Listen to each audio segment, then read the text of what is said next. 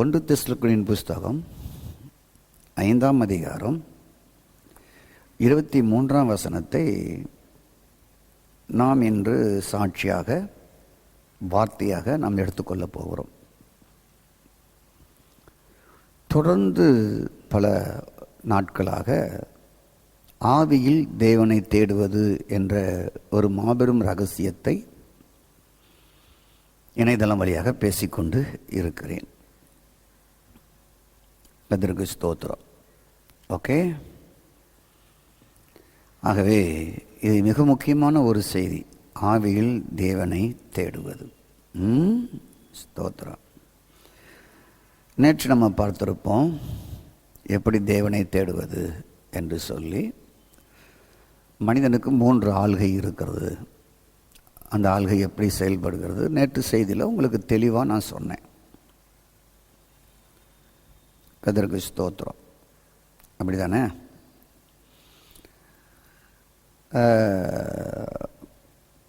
ஒரு பரிசுத்தமான வாழ்வுக்கு நமக்குள் கிறிஸ்துவின் ஆவி ஒன்று இருக்கிறது என்று நான் உங்களுக்கு ஒரு பிரசங்கித்திருக்கிறேன்.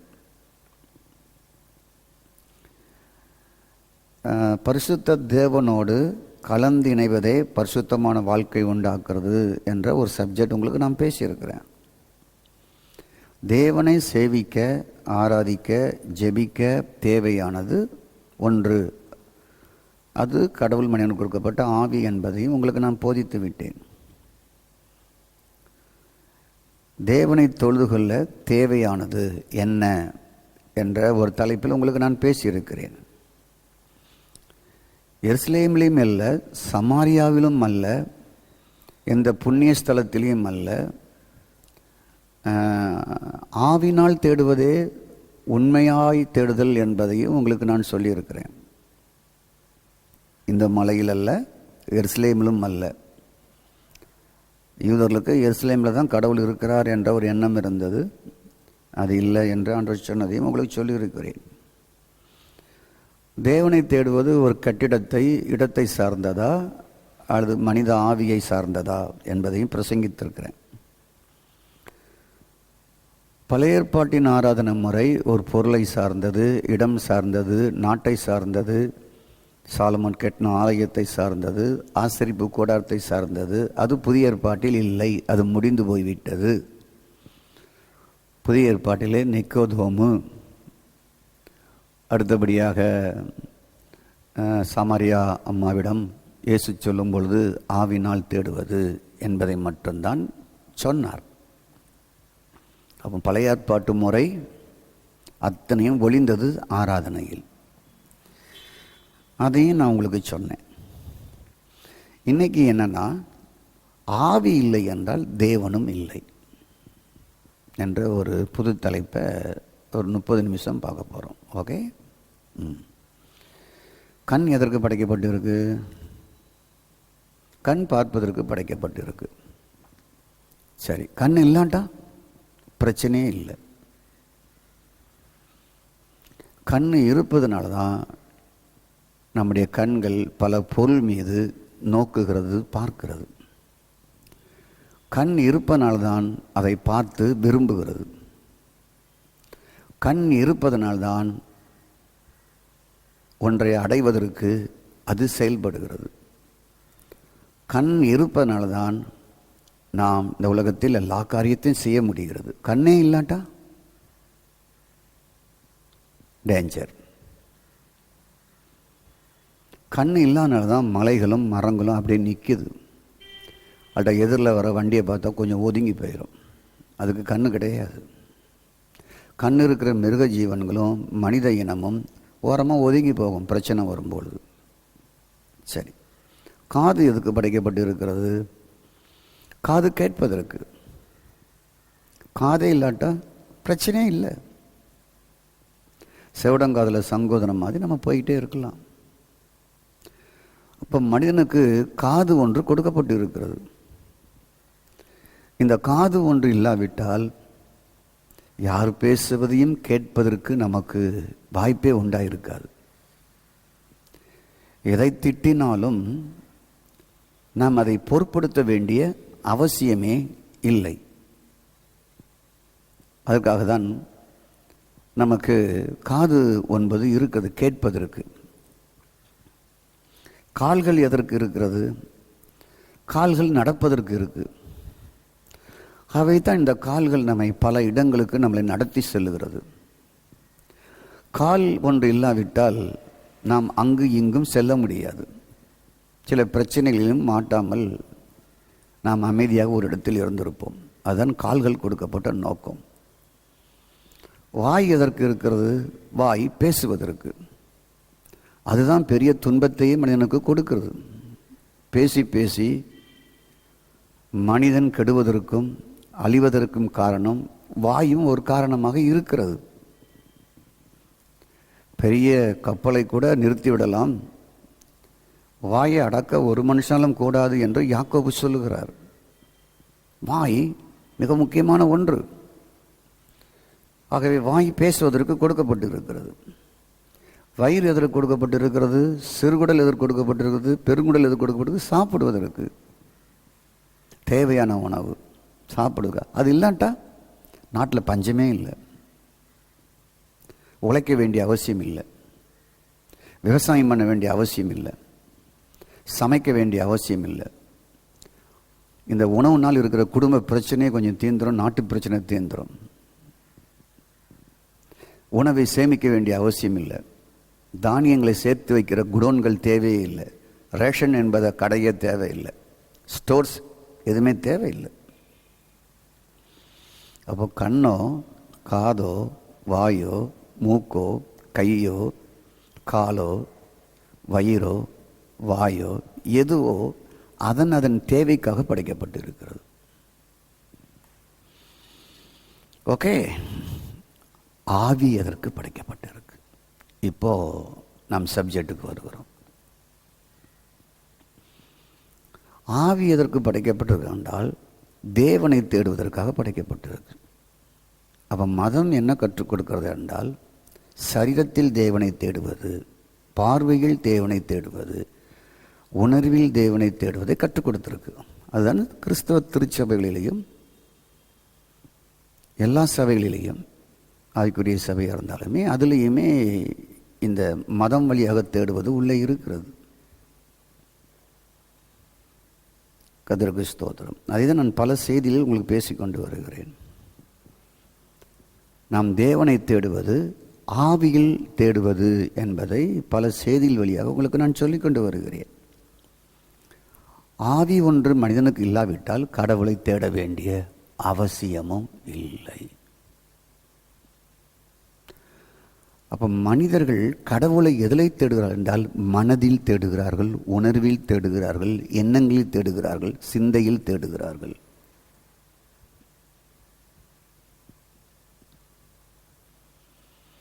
அப்போ கடவுளை எப்படி தேடுவது என்கின்ற ஒரு முறை வேதம் சொல்லியிருந்தும் அதை தேவனுடைய ஊழியர்கள் நிதானிக்காமல், அறியாமல், புரியாமல் இருப்பதை இன்னும் நாம் காண்கிறோம். மனிதராகிய உங்களையும் என்னையும் ஆவி, ஆத்துமா, சரீரம் என்ற நிலையில் நம்மளை படைத்திருக்கிறார்.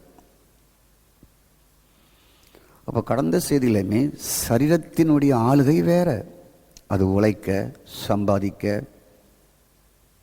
அதனுடைய ஆளுகை வேற. நேற்று நான் பேசினேன். ஆத்துமாவுடைய வேலை வேற, அது திட்டமிட, எண்ண, நினைக்க, யோசிக்க, அதுதான் அதனுடைய வேலை, ஆத்துமா வேலை. ஆத்துமா சரீரத்தின் வேலையை செய்ய முடியாது, சரீரம் ஆத்துமா வேலையை செய்ய முடியாது. ஆவி வேலையை சரீரம் மனதும் செய்யக்கூடாது, செய்ய முடியாது. புரிகிறதா உங்களுக்கு? சரீரம் வேற விதத்திற்காக இயங்க கொடுக்கப்பட்டிருக்கிறது. மனம் சார்ந்த, உணர்வு சார்ந்த, எண்ணம் சார்ந்த, விருப்பம் சார்ந்த ஆத்துமா என்பது வேற காரியங்களில் ஈடுபட கொடுக்கப்பட்டிருக்கு. அதோடைய ஆளுகை வேற.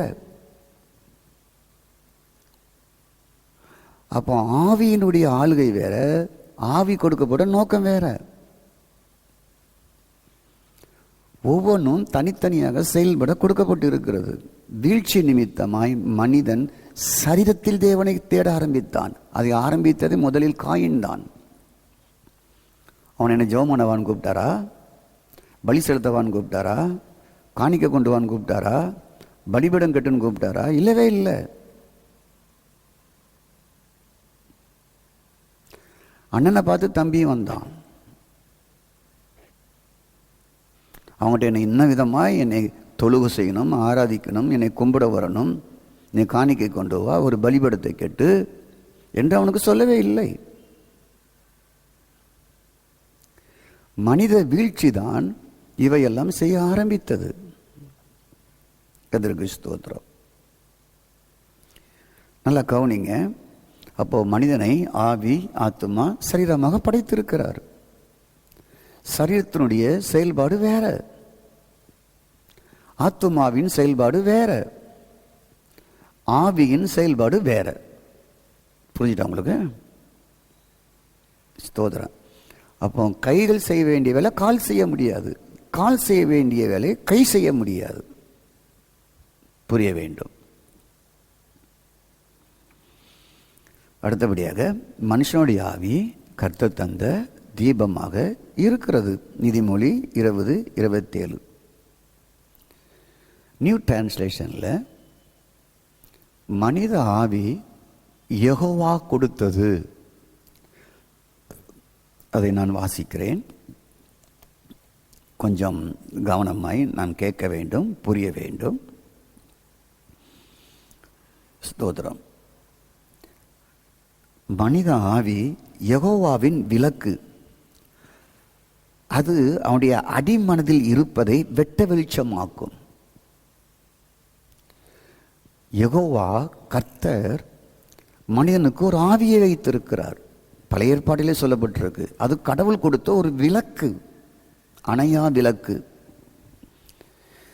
அந்த விளக்கு, ஆவி என்ற அந்த விளக்கு மனிதனுடைய அடிமனதில் இருக்கிறதை வெட்ட வெளிச்சமாக மாற்றுகிறது, வெட்ட வெளிச்சமாக காட்டுகிறது. நீ இப்படிப்பட்டவன் தாண்டா. அந்த ஆவி இல்லாட்டா வெட்ட வெளிச்சமாக மனிதனுக்கு காட்டுவதற்கு வேறு ஒன்றுமே இல்லை. மிருகம் தப்பு செய்து அதுக்கு தெரியுமா நீ செஞ்ச தப்பு இதெல்லாம் வெட்ட வெளிச்சமா அது காட்டுமா? காட்ட முடியாது. ஆகவே ஆவியை குறித்து பழைய ஏற்பாட்டிலே பல வசனங்கள் சொல்லப்பட்டு இருக்கிறது. நமக்கு ஒரு ஆவி இருக்கிறது. அந்த ஆவி தன்னை தந்த தேவனிடத்திற்கு திரும்பும். பிரசங்கி 12:7 சொல்லுகிறது. ஸ்தோத்திரம். சரீரம் அழிந்து போவோம், ஆவி மட்டும்தான் தேவனோடு போய் இணையும் என்று வேதம் சொல்லுகிறது. ஆனால் மதம் சரீரத்திற்கு முக்கியத்துவம் கொடுத்தது, தெய்வத்தை தேட. அது அழிஞ்சு போறது. பெண்டிகாஸ்ட் சபையுமே சரீரத்திற்கு முக்கியத்துவம் கொடுத்தார்கள். எதற்கு? பரிசுத்தம் என்று சொல்லி. அதுவல்ல, ஆவிதான் முக்கியம். உங்களுக்கு புரியுதா? உங்களுக்கு அப்போ ஆவியை சரிப்படுத்தினாலே எல்லாம் சரியாயிரும். ஆகவே நமக்கும் எனக்கும் கற்றுக் கொடுத்தது என்றால் சரீரத்தில் எப்படி பரிசுத்தமாய் தேவனை தொழுது கொள்வது என்பதைத்தான் சொல்லிக் கொடுத்தார்கள். பரிசுத்த அலங்காரத்தோடு எப்படி தொழுது கொள்வது, இதுதான் அலங்காரம் என்று சொல்லி. இப்படிப்பட்ட வசனங்களில் நமக்கு ஒரு ஆவி ஒன்று இருக்கிறது என்பதை காட்டுகிறது. அப்போ நமது ஆவிக்கும் தேவனுக்கும் ஒரு தொடர்பு இருக்கிறது. புரியுதுங்களா? தேவனோடு தொடர்பு கொள்வதற்கு பழைய ஏற்பாட்டிலையும் புதிய ஏற்பாட்டிலையும், பழைய ஏற்பாட்டில் அந்த வெளிச்சம் இல்லை, அது அவங்களுக்கு கொடுக்கப்படவில்லை. அவர்கள் பிரமாணம் மூலமாக, மோசையின் பிரமாணம் மூலமாக தேவனை தேடுவதும், பலியின் மூலமாய் தேடுவதும், சடங்குகள் மூலமாய் தேவனை தேடுவதும் தான் அவங்களுக்கு கொடுக்கப்பட்டு இருந்தது. புதிய ஏற்பாட்டு இயேசு மரித்து விழுந்த பின்பு, இயேசுடைய வருகை, இயேசுடைய பிறப்புக்கு பின்பு ஆவினால் தேவனை தேடுவது கொடுக்கப்பட்டு இருக்கிறது. பழையவை நின்று போய்விட்டது. ஸ்தோத்திரம். உங்களுக்கு 3 விதமான தேவை இருக்கிறது. அதை பற்றி நீங்கள் புரிஞ்சுங்களோ புரியலையோ, நேற்று கேட்ட செய்தியில் உங்களுக்கு புரிஞ்சிருக்கும். உடல் இருக்கிறது, அதன் தேவை நமக்கு அநேகம். உடல், அதுக்காக தான் நான் ட்ரெஸ் போட்டிருக்கிறேன், அதுக்கு தான் இந்த கண்ணாடி போட்டிருக்கேன். இந்த உடல் தேவை அநேகம் இருக்கிறது. இவையெல்லாம் பூமியில் தேவன் வைத்திருக்கிறார். புரிஞ்சுட்டா உங்களுக்கு? இந்த உடல் தேவை அநேகம், இந்த உடல் தேவை அத்தனையும் இந்த பூமியில் இறைவன் வைத்திருக்கிறார். உங்களுக்கு ஆத்மா ஒன்று இருக்கிறது, அதற்கு ஒரு தேவை இருக்கிறது. ஆத்மா மூலம்தான் கண் பார்க்கிறது,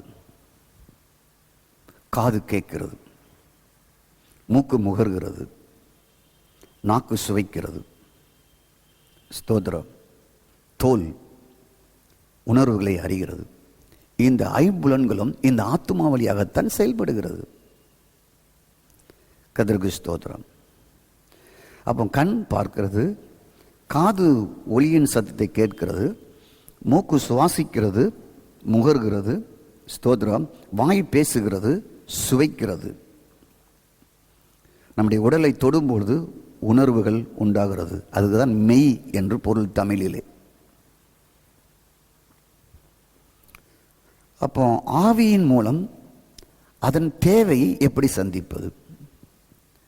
சரீரத்தின் தேவையை இந்த பூமியிலே பல விதங்களில் நாம் தேடுகிறோம், சந்திக்கிறோம்.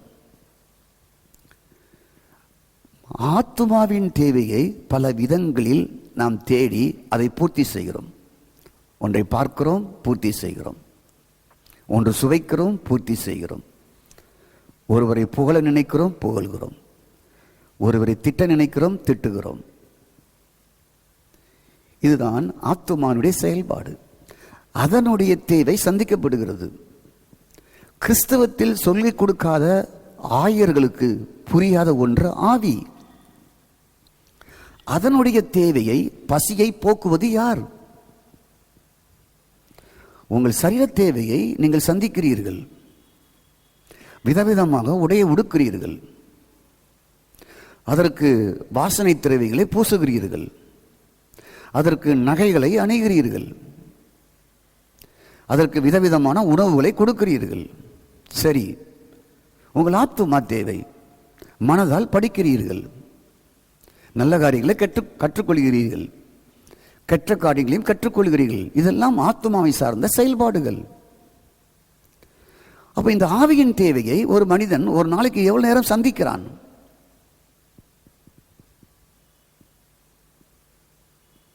உங்களுக்கு ஒரு சில நொடிகள் நான் அவகாசம் கொடுக்கிறேன்.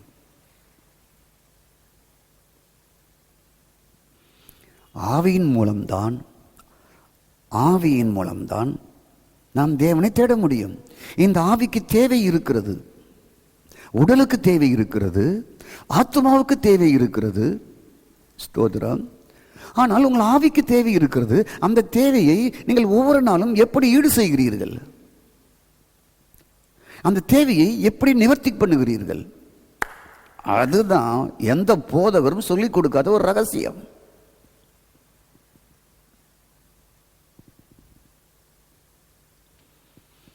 அப்போ உடல் சுகத்துக்காக ஊழியர்கள் ஜெபிப்பார்கள், வேலை கிடைப்பதற்காக ஜெபிப்பார்கள், குழந்தை கிடைப்பதற்காக ஜெபிப்பார்கள், நல்ல பெண் மாப்பிள்ளை வேணும் என்று ஜெபிப்பார்கள், வெளிநாடு போவதற்காக ஜெபிப்பார்கள். இதெல்லாம் சரீர தேவைதானே? இதெல்லாம் ஆத்மா தேவைதானே? மனம் தேவைதானே? நல்ல வேலை மனம்தானே தேடுகிறது, நல்ல பெண்ணை மனம்தானே தேடுகிறது, நல்ல மனைவியை நல்ல புருஷனை மனம்தானே தேடுகிறது, இந்த சரீரத்திற்காக தேடுகிறது. நல்ல வீடு இந்த மனம்தானே தேடுகிறது, நல்ல உடை இந்த மனம்தானே தேடுகிறது. நான் இன்னைக்கு இந்த கோட்டு போட்டு ட்ரெஸ் பண்ணணும், ஏன் நான் யூடியூப்பில் வருவேன், அதுக்காக கொஞ்சம் பவுடர்லாம் போட்டுட்டு வந்திருக்கிறேன். என் மனம் தேடுது பளிச்சுன்னு இருக்கணும்னு சொல்லி. நான் கேட்கிறேன், உங்கள் சரீர தேவைகளுக்காக, உங்கள் ஆத்மா தேடுதலுக்காக நீங்கள் தேடினீர்கள். எதுக்காக ஜெபம் பண்ணீர்கள்? நீங்கள் நல்லா இருக்கணும், உங்கள் குடும்பம் நல்லா இருக்கணும், உங்கள் பிள்ளைகள் நடக்கணும். இதெல்லாம் மனம் தானே தேடுது. உங்கள் மனம்தான் உங்களுடைய தேவைகளுக்காக ஜெபிக்க சொல்லுது. இப்பொழுது நான் ஒன்றை கேள்வி கேட்கிறேன். உங்களுடைய 3 தேவை இருக்கிறது. சரீர தேவை, இன்னொரு தேவை ஆத்மா தேவை. அந்த ஆத்மாவுக்குள் மனம் இருக்கிறது. அதுதான் ஒரு நல்ல பெண்ணை தேடுகிறது, நல்ல வேலையை தேடுகிறது, நல்ல கல்லூரியை தேடுகிறது, நல்ல சம்பாத்தியத்தை தேடுகிறது, நல்ல சொத்தை தேடுகிறது, நல்ல வீட்டை தேடுகிறது, நல்ல வேலையை தேடுகிறது. ஓகே, ஆவியின் தேவையை நீ எவ்விதமாய் நீ சந்திக்கிறாய்? தினமும் இந்த ஆவியின் தேவைக்காக நீ என்ன செய்தாய்?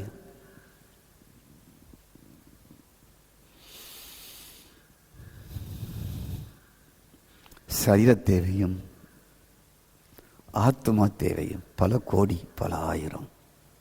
அதுதான் உலகமே தேடிட்டு இருக்கு. அதுதான் உங்களுக்கு ஜீவன். உலகம் முழுவதையும் ஆதாயப்படுத்தினாலும் உன் ஜீவனை நஷ்டப்படுத்தினால் உனக்கு லாபம் என்ன? அந்த ஜீவன் தான் உனக்குள் இருக்கிற ஆவி, கிறிஸ்து. அப்போ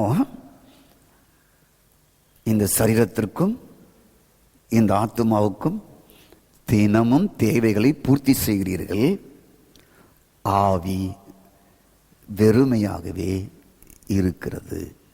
இந்த சரீரத்திற்கும் இந்த ஆத்மாவுக்கும் வேலைக்கு போகிறீர்கள், உழைக்கிறீர்கள், படிக்கிறீர்கள், சம்பாதிக்கிறீர்கள், சேர்த்து வைக்கிறீர்கள், பேங்க்ல போடுறீங்க, எல்லாம் செய்றீங்க.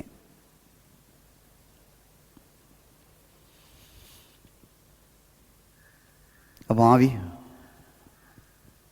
இந்த ஆவியின் தேவை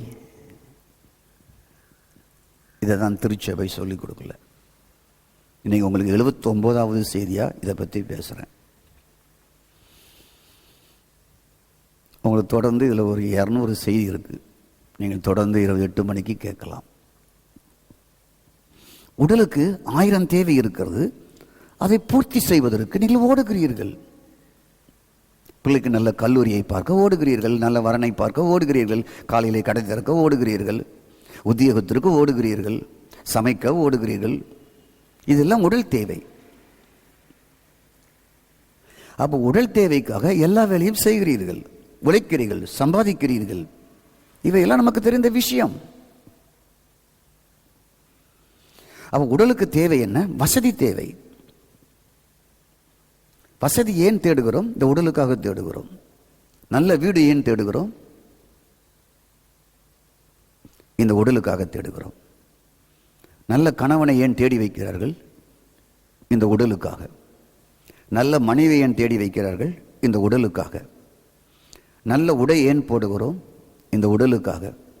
நல்ல பொருளை சமைத்து சாப்பிடுகிறோம், எதற்காக? இந்த உடலுக்காக. இந்த உடலுக்காக நீங்கள் அத்தனையும் தேடுகிறீர்கள். அதற்காக தானே உழைக்கிறீர்கள், அதற்காக தானே சேமித்து வைக்கிறீர்கள், அதற்காகத்தானே நிலம் வீடு எல்லாம் வாங்கி போட்டு இருக்கிறீர்கள். ஓகே, ஒரு நல்ல வழியில் இல்லாவிட்டாலும் உடல் தேவையை தவறான வழியில் தேடி சம்பாதிக்கிறவர்கள் இருக்கத்தான் செய்கிறார்கள். காரணம் ஏன்? கையூட்டு ஏன் வாங்குகிறார்கள்? லஞ்சம் ஏன் வாங்குகிறார்கள்? கொள்ளை ஏன் அடிக்கிறார்கள்? தவறான வழியில் ஏன் சம்பாதிக்கிறார்கள்? இந்த உடல் தேவைக்காக. நல்ல படிப்பு ஏன்? நல்ல கல்வி நிலையம் ஏன்? நல்ல கல்லூரி ஏன்? இதெல்லாம் உடல் சார்ந்த காரியம்.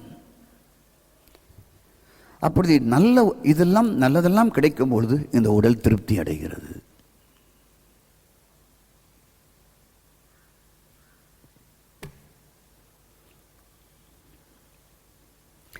ஆத்மா தேடுவதெல்லாம் இந்த உடல் தேடுகிறது. உங்க உடல் தேடலை, இந்த மனம்தான் இன்னைக்கு மீன் குழம்பு வைக்கணும், இன்னைக்கு சிக்கன் வைக்கணும், இன்னைக்கு மெட்ராஸ்க்கு போகணும், இன்னைக்கு அம்மாவை போக்கணும்னு சொல்லி இந்த மனம் தேடுது. இந்த சரீரம் கூட போகுது. புரிஞ்சுக்கிங்க. என் பிள்ளைக்கு நல்ல வரனை பார்க்கணும், நல்ல கல்லூரியை பார்க்கணும், இந்த மனம் தேடுது, சரீரம் கூட போகுது. அப்போ மனம் தேடுவதெல்லாமே இந்த உடல் ரீதியாக மட்டும் இருக்கிறது.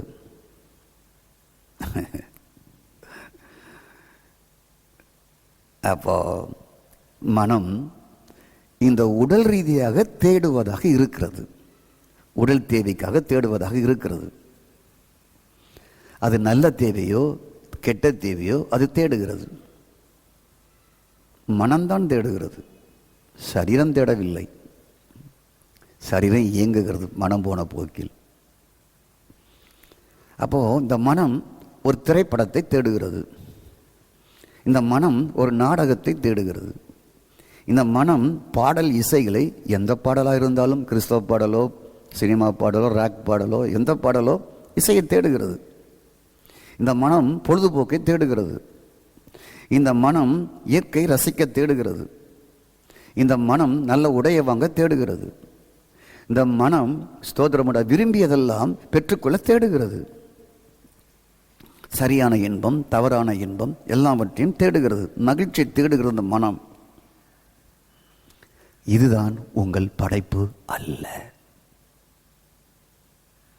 மனம் உடல் சார்ந்த காரியத்தை செய்வதற்கு மட்டும் அல்ல படைப்பு. இதுதான் human secret of human spirit.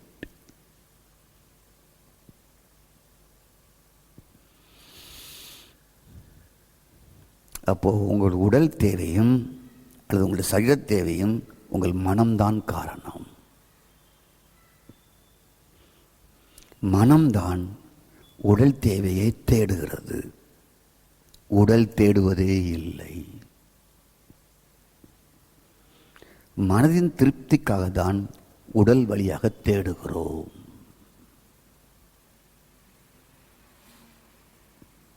புரிஞ்சுதா உங்களுக்கு? ஒரு 5 நிமிஷம் உங்களுக்கு நான் கூட எடுத்துக்கொள்கிறேன். நீங்கள் உடல் ஆத்துமா தேவையை தேடி அதற்காக வாழ்ந்து முடிப்பது அல்ல. கிறிஸ்தவ சபை உடல் தேவையும் ஆத்துமா தேவையும் தேடுவதைத்தான் போதிக்கிறார்கள், பிரசங்கிக்கிறார்கள்.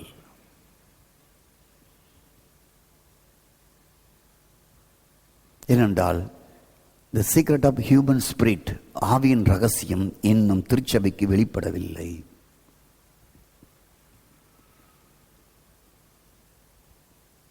ஆகவே நீங்கள் உடல் ஆத்மாவை தேடி அதற்காக வாழ்ந்து முடிக்கிற வாழ்வு இல்லை. உங்கள் ஆழ் மனதில் மனசாட்சியில் உள்ளார்ந்த தேடுதல் இருக்கிறது.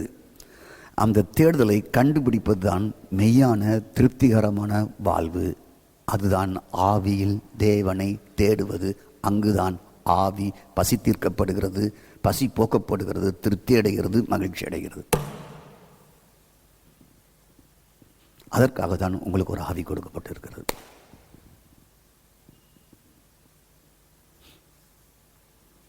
ஸ்தோத்திரம்.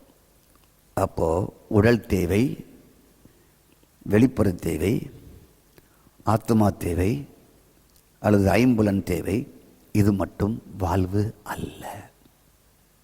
இதுதான் லைஃப் கிடையாது. அதுதான் புதிய ஏற்பாடு. ஸ்தோத்திரம். நீங்கள் வீடு கட்டுவது நல்லது, நன்றாக படிப்பது நல்லது, பெரிய உத்தியோகம் போவது நல்லது. ஸ்தோத்திரம். அந்த உத்தியோகத்தில் உயரடைவது, சம்பாதிப்பது நல்லது. கண்களுக்கு பிடித்த ஒரு ஆண் ஒரு பெண் விவாகம் செய்வது நல்லது. கர்த்தருக்கு ஸ்தோத்திரம். இதேபோல் பல உடல் தேவைகள், வெளிப்புற தேவைகள் இந்த உலகத்தில் இருக்கிறது. ஸ்தோத்திரம். இது மட்டும் இல்லாமல் ஒரு பெண்ணை ஒருவர் நேசிக்கிறார், காதலிக்கிறார், பணக்காரனாக விரும்புகிறார், விலை உயர்ந்த நகைகளையும் உடைகளையும் அணிய விரும்புகிறார், பெரிய சொகுசு வாகனங்களை வாங்க விரும்புகிறார், பொழுதுபோக்குக்காக பல என்ஜாய்மெண்ட் பண்ணுகிறார், பல இடங்களை சுற்றி பார்க்கிறார், பல தேசங்களை சுற்றி பார்க்கிறார். இது எல்லாமே மனமும் சரீரமும் சேர்ந்த வாழ்க்கை தாங்க. நீ 50,000 கோடி சம்பாதிச்சாலும், 10 மனைவியை கட்டினாலும், அல்லது ஒரு மனைவியோடு நீ வாழ்ந்தாலும், ஸ்தோத்திரம், நீ நியாயமாக சம்பாதிச்சாலும் அநியாயமாக சம்பாதிச்சாலும், 24 மணி நேரமும் நீ உன் மனைவி பிள்ளைகளுக்கு உழைச்சாலும், உன் உடல் சார்ந்தது, உன் மனம் சார்ந்தது, தேவனை சார்ந்தது எதுவும் இல்லை. அடுத்த நிகழ்ச்சியில் நாளை மீதி செய்தியை பார்ப்போம். கண்களை மூடி ஜெபிப்போம். எங்கள் நல்ல ஆண்டவரே, இந்த இரவு கேட்ட நல்ல செய்திகளுக்கு ஸ்தோத்திரம். ஆதாமுடைய வீழ்ச்சி நிமித்தம் மனிதன் மனம் சார்ந்தவனாய், உடல் சார்ந்தவனாய், அதற்காய் சம்பாதிக்கிறவனாய் மாறி போய்விட்டான். அந்த மனதினுடைய திருப்திக்காக பல மனைவிகளை கட்டுவது, சிற்றின்பங்களில் ஈடுபடுவது, குடிப்பது, வெறிப்பது, அநியாயம் செய்வதற்குள் விழுந்தான். இந்த மனதையும் சரீரத்தையும் திருப்தி செய்வதற்காக நல்லதையும் கெட்டதையும் செய்து மனிதன் வாழ்ந்தான். இந்த மனமும் சரீரம்தான் மனிதனுடைய வாழ்க்கையை பாழாக்குகிறது, அழிக்கிறது. ஆனால் மனிதனுக்கு கர்த்தர் தந்த தீபமாக அடிமனதில் இருக்கிற அத்தனையும் வெட்ட வெளிச்சமாய் காட்டுகிற ஒரு ஆவியை வைத்திருக்கிறீர். அந்த ஆவி வாழ்வதற்கு, அந்த ஆவி நிறைவடைவதற்கு, சந்தோஷம் அடைவதற்கு ஒன்றே ஒன்று, ஆவினால் தேவனை தேடுவது. இதுதான் மனித ஆவினுடைய ரகசியம் என்பதை இந்த 79வது செய்தியில் பேச உதவி செய்தீங்க. அதற்காக நன்றி. இயேசுவின் நாமத்தில் பிதாவே, ஆமேன். God bless you. கர்த்தர் உங்களை ஆசீர்வதிப்பாராக. இருக்கவே முடியாது பல நன்மை செய்த இயேசுவுக்கே நன்றி நன்றி நன்றி என்று சொல்லி நான் துதிப்பேன். நாள்தோறும் போற்றுவே, நாள்தோறும் போற்றுவே. நன்றி சொல்லாமல் இருக்கவே முடியாது பல நன்மை செய்த இயேசுவுக்கே நன்றி நன்றி நன்றி என்று சொல்லி நான் துதிப்பேன். நாள்தோறும் போற்றுவே.